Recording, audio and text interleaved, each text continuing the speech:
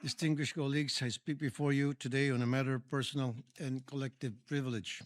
Mr. President, noong nakarang linggo lumabas po sa balita ang pagkamatay ng 19 na taong gulang na si Mark Kenneth Alcedo dahil sa hazing.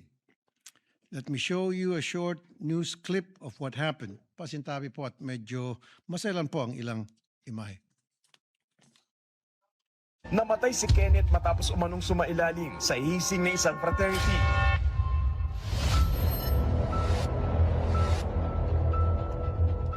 Pinaaral ko yung anak ko sa PNTC dahil akala ko safety yung anak ko. Sana lumabas na kayo, bawa na kayo sa amin.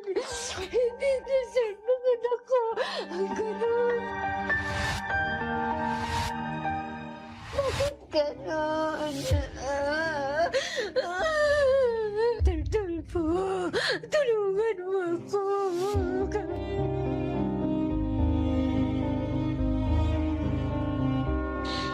Ma'am Jennifer, ang aming pong taus-pusong pagkikiramay po. Kasi nakita ko sa news at nanawagan po yung mama ninyo sa tanggapan. Itong mangyayari, paibisigan ko po ito sa Senado, native legislation.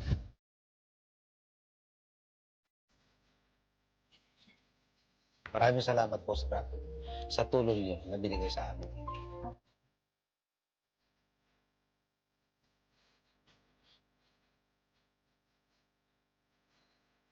Kenneth died due to severe blunt force trauma to the lower parts of his body.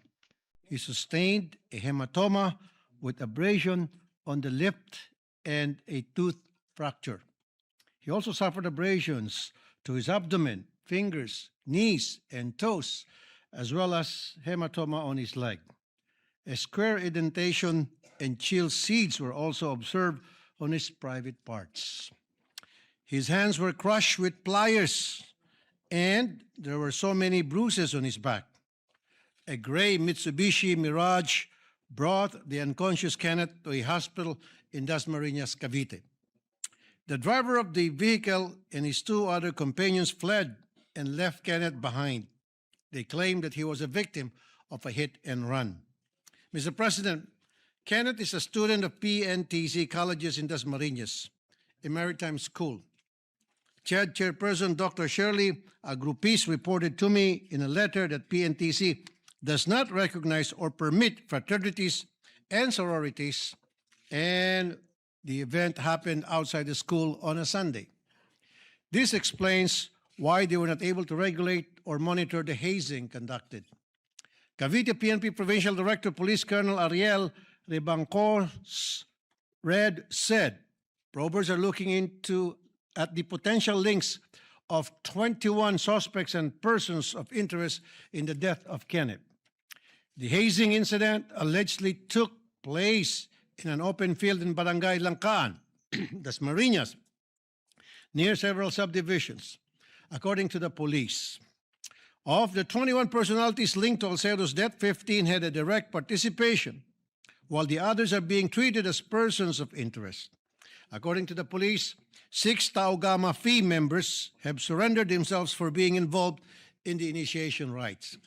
Mr. President, hindi ko po alam kung anong kondisyon ng pag-iisip nito mga gumawa nito kay Kenneth kasi hindi po dala ng galit ang kanilang ginawa. Hindi naman paghiganti sa isang masamang bagay na ginawa ni Kenneth. Sa halip, ginawa po nila ito daw sa ngalan ng brotherhood. They committed such horrendous acts to a so-called younger brother as a welcome ritual to their circle. Ang lalakas po ng loob kahit na may batas na tayong pinapapatupad na pinaparusahan ng hazing, tuloy-tuloy pa rin po sila. Di kaya dahil hindi sila natatakot sa batas? Dahil ba iniisip nila protektado sila ng mga big brothers nila? Ito pong Tau Gamma Fraternity ay involved din po doon sa pagkamatay ni John Matthew sa Lilig at napakarami pang ibang insidente ng hazing. Di umano itong Tau Gamma ay may party list din sa Kongreso na tinatawag na TGP party list. Di ko sinasabi na pinayagan ng TGP party list itong hazing na ito. Pero siyempre, itong mga kabataan na ito, yumayabang at lumalakas ang loob dahil may mga brad sila sa matataas na lugar.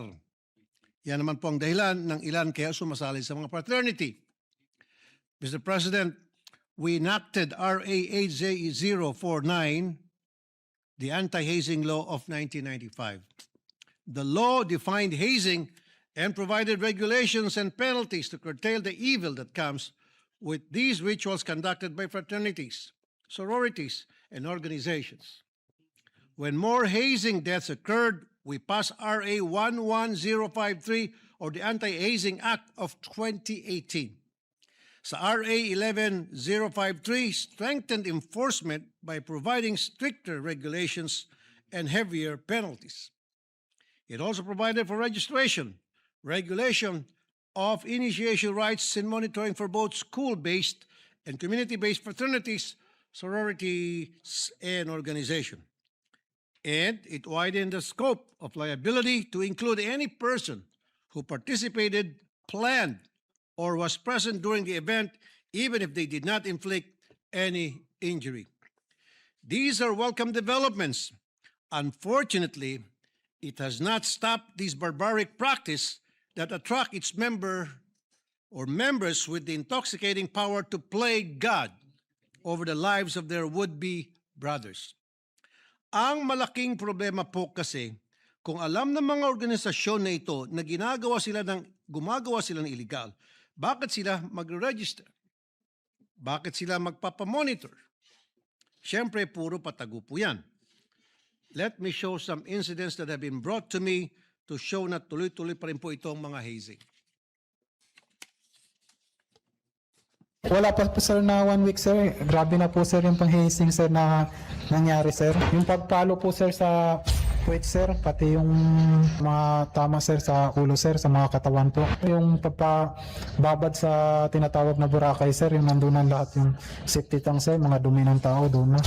Yung swimming pool nila. Tao po talaga sir, nakababa doon sir, papatalunin ka. Nung nirecruit po ako po ako ng blessing, ang sabi po sa akin, hindi ka na pwedeng umatras kasi hanapin ka namin. Hindi ka ba nakukonsensya?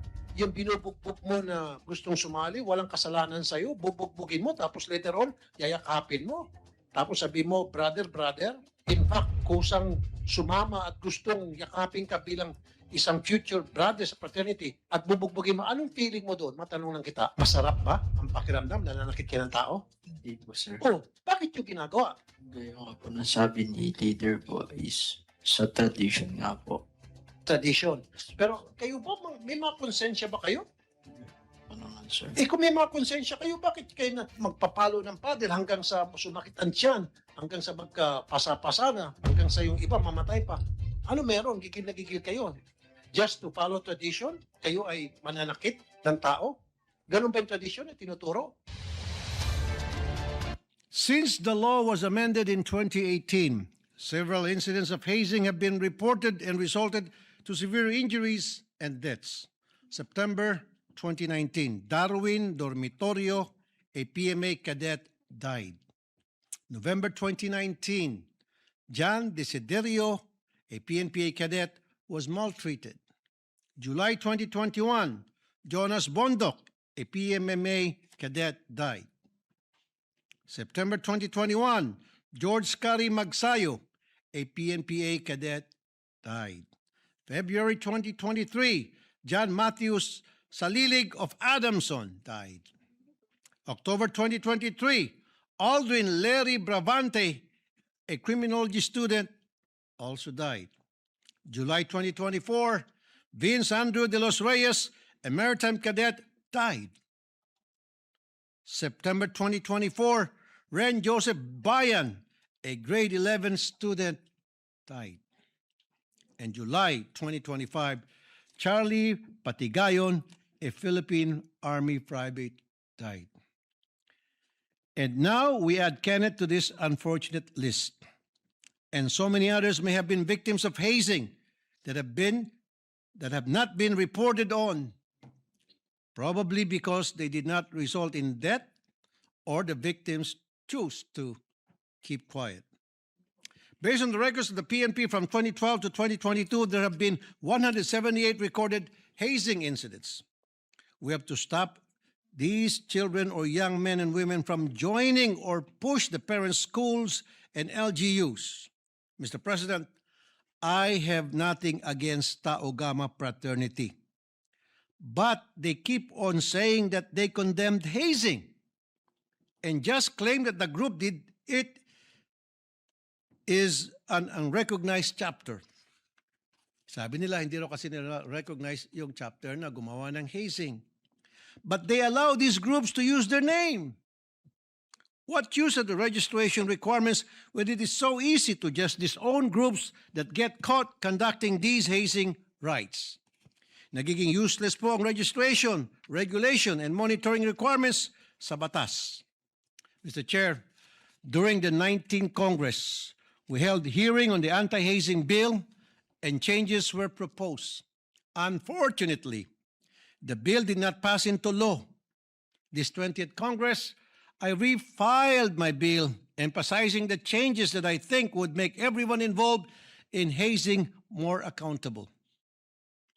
The bill mandates schools to be more proactive in monitoring the activities of fraternities, sororities, and other organizations conducting initiation rites. I also propose certain presumptions that would keep our school authorities on their toes when it comes to these groups. The bill also provides a presumption on irregularity when an organization fails to register. Furthermore, I propose that the commanding officers, such as the chapter presidents and other officers, must be liable for the activities of their members, whether or not they participated in the activity. And finally, I'm proposing to create a presumption of knowledge for the owners of the houses or property used as venue and the registered owner of vehicles used during the hazing. This will make it harder for these groups to conduct these illegal activities. Mr. President, I want to put a stop to the list of senseless deaths. Kenneth, who is the youngest child, told his parents that he was going to an outing early Sunday. But the next time his parents saw him, was already at the funeral parlor and in such battered condition. Kenneth's mother, Gemma Alcedo, said, I thought he would achieve his dream of becoming a seaman in school. But it is where his life ended, and it's hard to accept that. Hindi po natin kailangan makilala si Ma'am Gemma Alcedo upang maunawaan ang pinagdadaanan po niya. We only need to think of our own children, our sons, daughters or nephews or nieces, mga inaanak o kapatid. Isipin po natin na silang dahilan kung bakit tayo bumabangon araw-araw. Paano kung sa isang iglap kunin sila sa atin? Dreams and aspirations eroded all in the name of brotherhood or a false brotherhood. The anti-hazing law, it seems, is not enough. We have to have a law that's as painful as the acts committed during these hazings. For our children and their dreams, I hope we can review the implementation of our anti-hazing law and see what we could do to put a stop to this monstrous practice. I call on the Committee on Public Order to look into these again. Maybe we can invite all these big fraternities and sororities. If they say that they are against hazing, let us ask them, how can they help us stop all this kalokohan? Thank you, Mr. President and my dear colleagues.